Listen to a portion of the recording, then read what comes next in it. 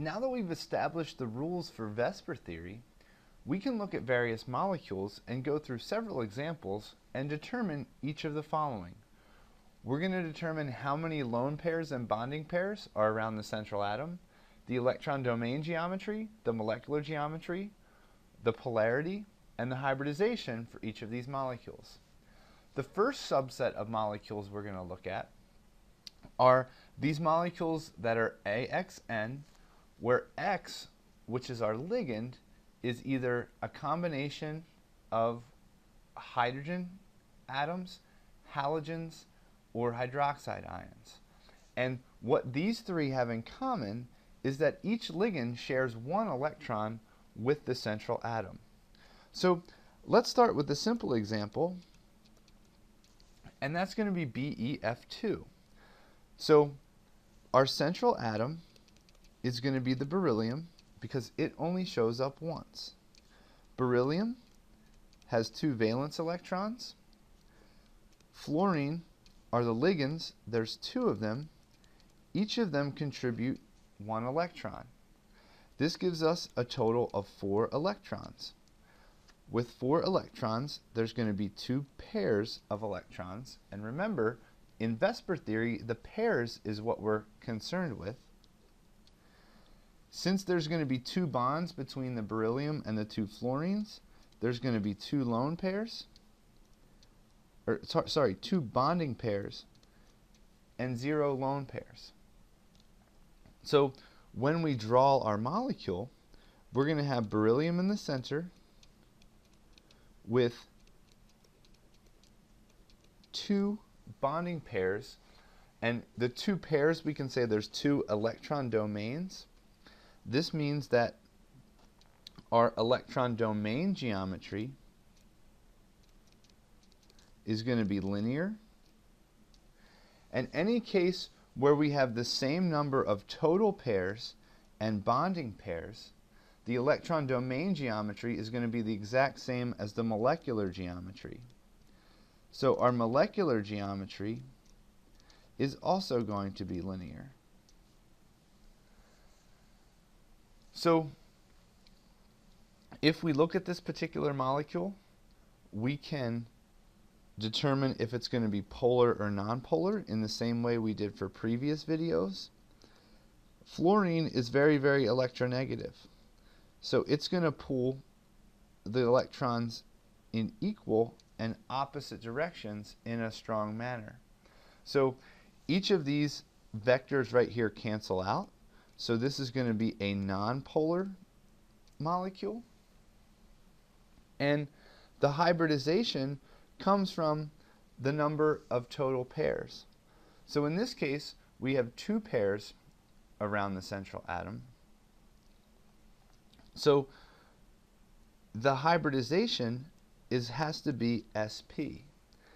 And the subscripts which we don't list, it's kind of like saying S1P1.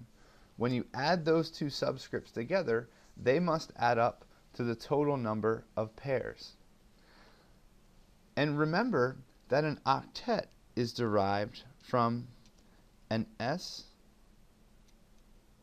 and a p orbital. Remember from the block diagrams that the s and the p orbitals can each hold, or each of these blocks can hold 2 electrons for a total of 8. So that leads us to our octet. So the different combinations or the different mixing or hybridization that we can have from these orbitals are sp, sp2, and sp3. And the sum of the coefficients is going to equal to the total number of electron pairs.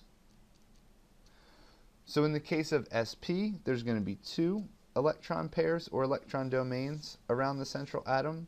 If we have an sp2, there's going to be 3. And if there's going to be an sp3, there's going to be 4. So that's how you would analyze this for beryllium fluoride. Now let's look at another example, which is BF3.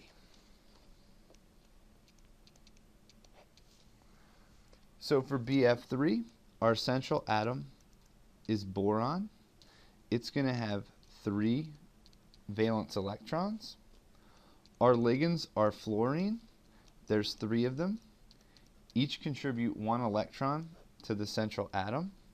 That means we're going to have 6 total electrons, which will give us 3 pairs of electrons.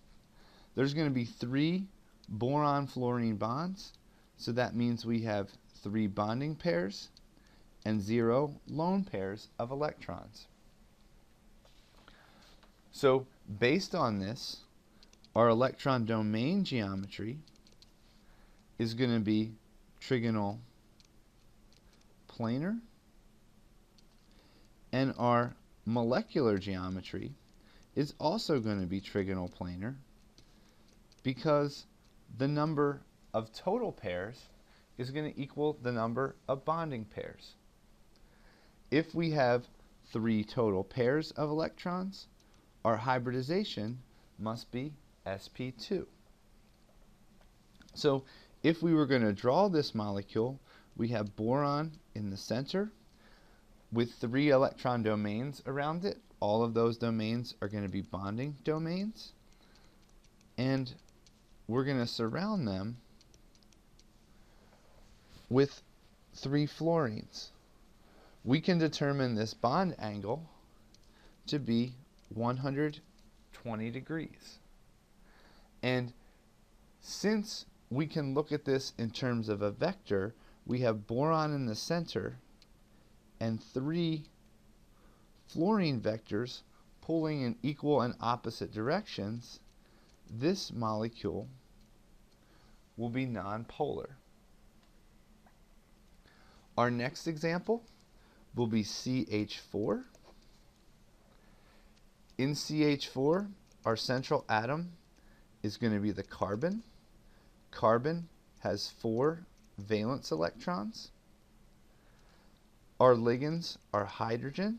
There's 4 of them. Each contributes 1 electron.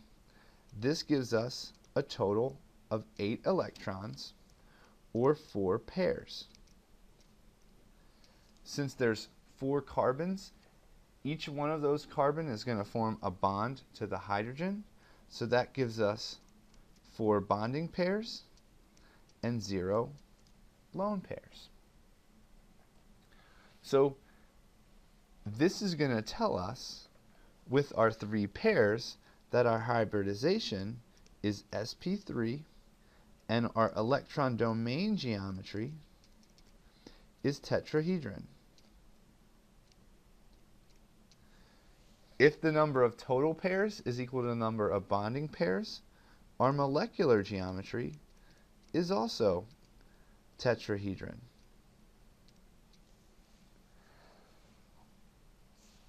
So we can actually draw out this molecule. We have a carbon in the center, and in a tetrahedral molecule, all the bond angles are going to be 109.5 degrees.